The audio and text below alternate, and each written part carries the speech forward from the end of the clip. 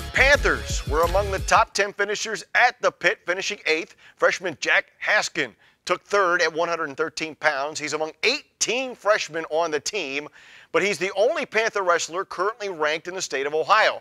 Tonight we debut inside the center circle with Brandon Carnes. For Whitmer Athletics, success has become the standard. But here in the wrestling room, they're very aware that they haven't had a state placer since UT defensive lineman Marquise Moore back in 2013, and that the team is without a state champion since Greg Wojciechowski and Denver Beck back in 1968. Insert freshman Jack Haskin, who currently boasts a 24-1 record and a number 11 ranking in the state and 113 pounds. Haskin finished 3rd at the pit this past weekend at Perrysburg High School, and that success has been no surprise to head coach Derek Stout.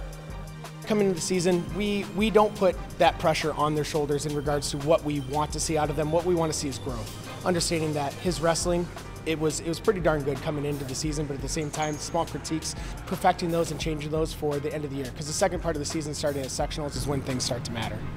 Jack may be new to the high school wrestling scene in Northwest Ohio, but he's been around the block, or rather the nation, racking up plenty of wins along the way. Not that he's keeping track.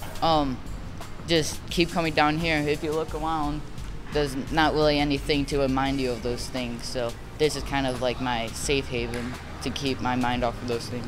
With this step up to the next level of competition, Jack spent plenty of time focusing on the weight room over the summer, as well as doing as much as he could to stay out of his own head during matches. Being mentally strong in those tough matches, especially at those tournaments, you can't break. So if he gets an early takedown on you, don't be the match is over, just keep going through.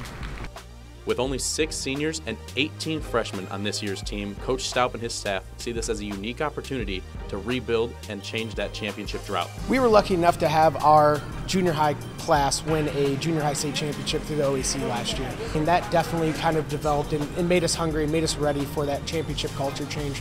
We don't want to be a flash in the pan. We want to develop into a program. And rebuilding this program around such a young, talented group resulted in a top 10 finish out of 26 teams this past weekend at the pit.